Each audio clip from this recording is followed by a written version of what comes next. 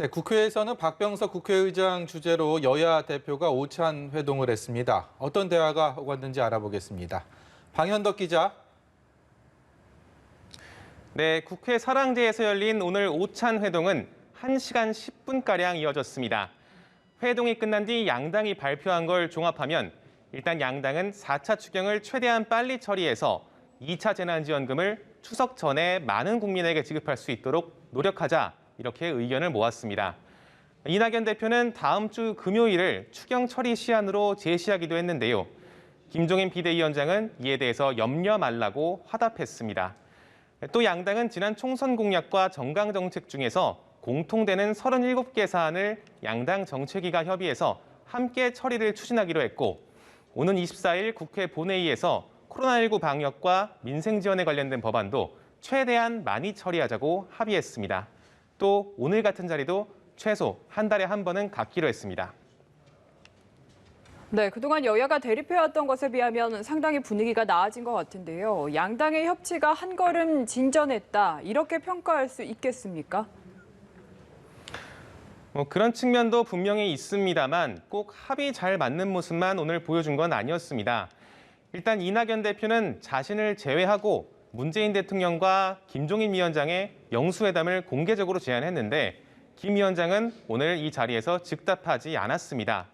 또 김 위원장은 협치를 하려면 여건이 조성돼야 한다며 국회 원 구성 과정에서 생긴 상당한 균열을 먼저 봉합하라고 요구했습니다.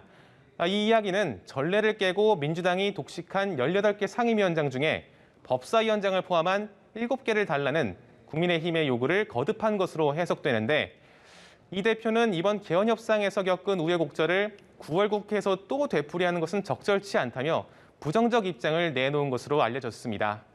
이와 함께 김 위원장은 전 국민 통신비 2만 원 지원안에 대해서도 국민은 한 번 정부 돈의 맛을 들이면 떨어져 나가려 하지 않는다라는 말로 우려를 표했습니다. 그런데 이 통신비 지급이 이낙연 대표가 애초 제안한 것임을 고려하면 얼굴을 맞댄 상태에서 사실상 각을 세운 것이다, 이렇게 볼 수 있습니다.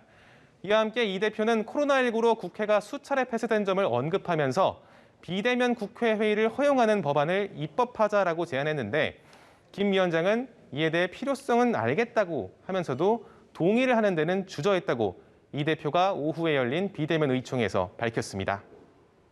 네, 정치권에서 가장 뜨거운 사안, 뭐니 해도 지금은 추미애 법무장관 아들의 의혹 관련 사안들인데요. 오늘도 여야의 공방이 이어지고 있다고요? 네, 그렇습니다. 추미애 장관 아들의 군생활 특혜 의혹을 놓고 여야는 치열한 공방을 오늘도 이어가고 있습니다. 민주당은 일단 적극 엄호하는 모습입니다.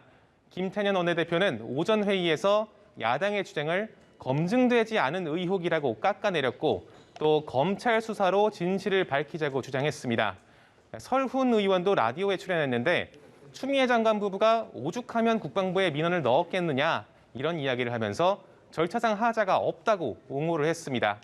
하지만 국민의힘 주호영 원내대표는 역시 라디오 방송에 나와서 많은 제보 가운데 결정적 제보가 현재 들어오고 있다며 문재인 대통령에게 결단을 내려라, 이렇게 촉구를 했는데요. 병역이라는 게 아무래도 폭발성 있는 이슈인 만큼 여론은 악화를 하고 있습니다.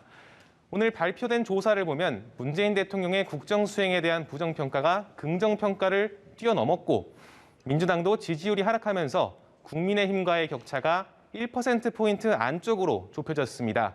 특히 남성, 20대, 학생 등 병역 문제에 민감한 계층에서 지지율 이탈이 두드러지는 모습입니다. 지금까지 국회에서 전해드렸습니다.